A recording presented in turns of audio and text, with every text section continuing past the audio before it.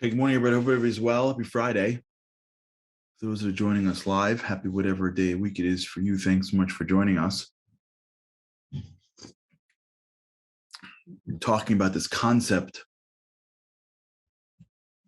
of normalizing heroism, greatness, feeling responsible. We live in a world where we think that leadership is something that you're born with. It's not. You look at people that have done incredible things, and you see that they're regular people. They just saw something about what they had to do. They just understood that the moment required more from them. And they rose to the challenge. If you look at some of the great people that really created communities and countries and held on religions and built hospitals, like if you just look at their lives, rarely do you find some like crazy genius. They're there. But those are the ones that you hear about always. But like, if you look closer, like the people that like build stuff, the unsung heroes, they're regular people. They just had this sense of being responsible.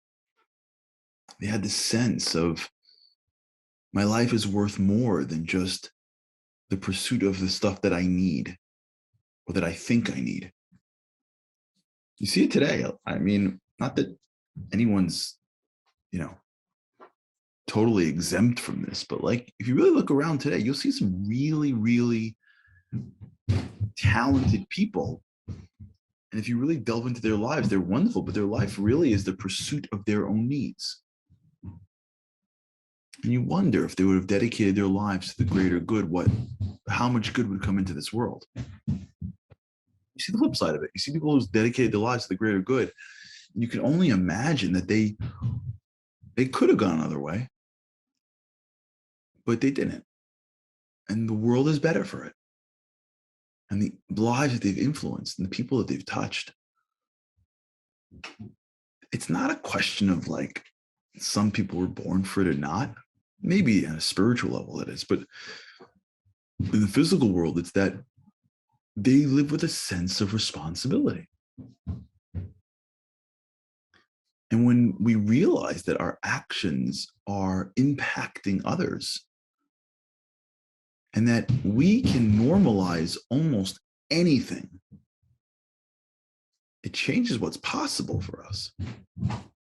Because if you can normalize almost anything and you're responsible for others, the responsibility, the activities that you are doing to take responsibility will normalize.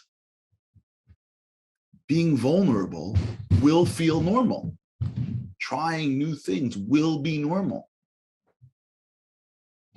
Living your life in a way in which others benefit will be normal.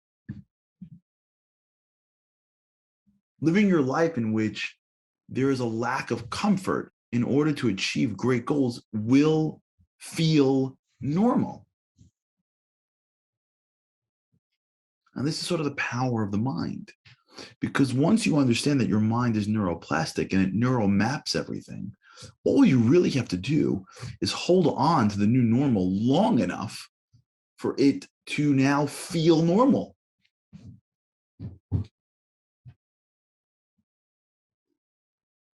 If you take on a new habit, or if you step up your game, or if you start to create awareness of who you are and what you could accomplish, all you got to do is do that long enough so that at some point your brain goes, hey, that's us. That's normal. That, by the way, is how great people operate, in my opinion. They are constantly raising the standard of their life and holding it long enough until it feels normal, and then re-raising the standard of their life. So if you've ever like trained for some kind of physical activity, you push yourself, it normalizes, and then you go out and push yourself to the next level. That's how life works. You push yourself to do what's right, to do what's good, and then you hold that until that feels normal, and then you go to the next level. And then you hold that, and then you go to the next level. And you keep on pushing and normalizing until you wake up one day and it's just normal for you to be great. And that's when greatness really comes in, because you can't always need to be inspired to be great. Because then you won't have the energy to do it day in and day out. And you need to do it day in and day out to actually make a difference. Right? Michael Phelps, I don't know if there's new swimmers, but I don't know. Michael Phelps needed to normalize a certain level of training day in and day out in order to compete at the highest level. Tom Brady, for going down the sports examples, needs to normalize a certain level of practice in order to compete at the highest level. We need to normalize a certain level of behavior in order for us to have great lives. Once we realize that the opportunity in front of us, because we're all so interconnected, because every action affects every other action, because there are people that we don't even know that are watching us and that are being impacted by us, we don't have the right. I'm not saying that I'm owning this. I'm just sharing with you. We're on the same team here. We don't have the right to not normalize greatness, which is why I believe that's really underlying what these Israeli soldiers feel, in my opinion. They didn't feel like they had the right to not join the army, to not defend the people, to not put themselves at risk. They lived in a world, especially the older ones, of where if you didn't fight, you got killed.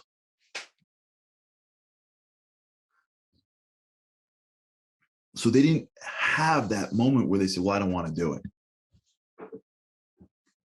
Once that becomes our way of thinking, that we don't really have a choice, that our kids need us, that our spouses need us, that our friends need us, that our colleagues need us, that the world needs us to act a certain way, to project a certain bit of happiness, to live with faith, to take on challenges, to inspire them to take on challenges. People around us that we know or don't know need us to be this way, because that will benefit their lives. When that becomes how we see the world, we have no choice but to increase the standard of our lives, which will then normalize. And that's what will feel a certain way.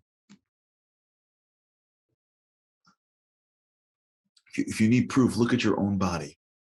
If anyone's ever had a stretch in which they were completely healthy, if anyone's ever been through both sides, right? If you've done this before, where you've had times where you've let yourself go and you don't care what you eat, right? As one friend said to me, like, when you don't care what you eat, like you stop to pump gas and like you find the candy bar and you're munching on a candy bar while you're pumping gas, right? You're sitting in a car and you're like reaching for something to munch on, and like you just finish boxes and boxes and boxes, right? When you're not watching yourself, food becomes a commodity that has no meaning. And so you just consume everything. This is a very big essence in life. When you're not careful with something, you devalue it.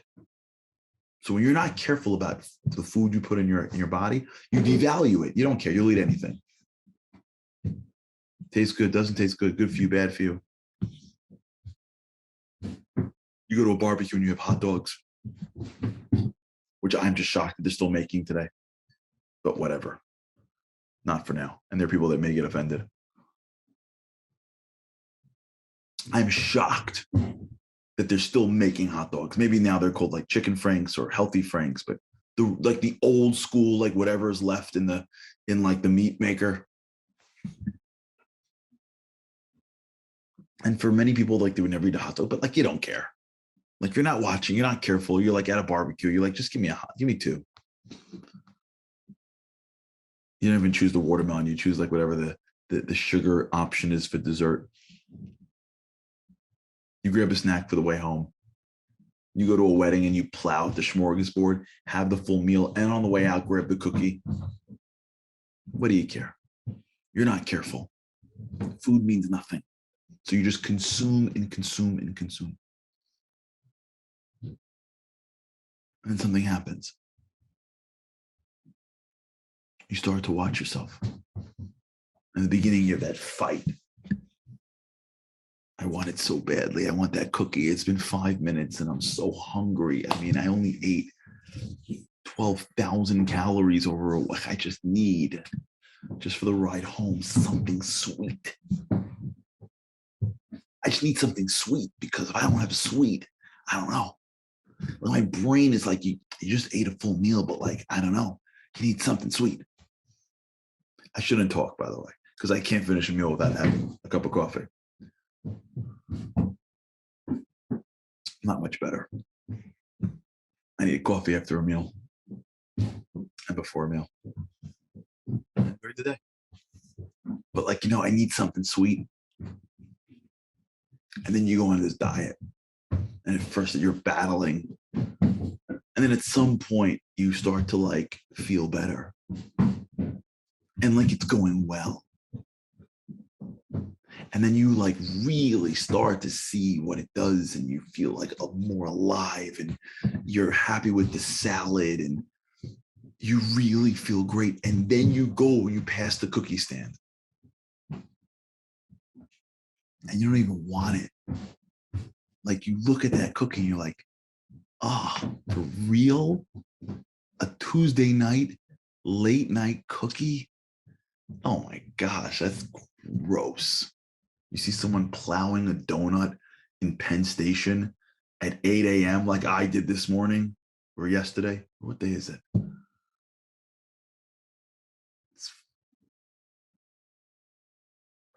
Yesterday I was in the city. I get off the train. It's like 9 o'clock in the morning. And you're seeing somebody pound donuts. You're like, are you serious?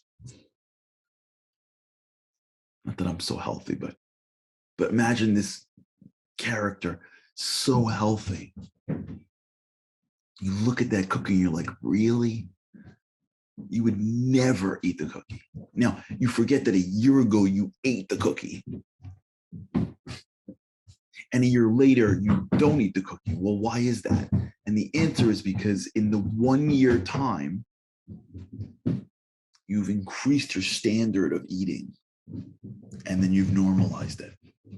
You could always go back, but you've normalized it and normalized it until you get to a place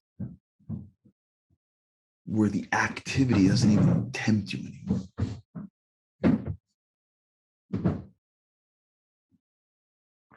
Let's think about it this weekend. We'll end a little early on Fridays. Let's think about it this weekend. What are the things that we can do to normalize greatness? What if people were looking at me? How would I act? What if my actions really impacted people? What would I do? How do I take one little thing and stick with it until it's normal? How do I increase my awareness of those that are around me? And what do I got to do to project a more resilient, a more positive, a more spiritual, a more encouraging image so that people will benefit from it and hold to do that and do it and do it until it feels normal. All right, let's think about it. All right, buddy. Have an incredible weekend with God's help. I can't wait to see you again next week. Shabbat shalom and have a great, great, great weekend.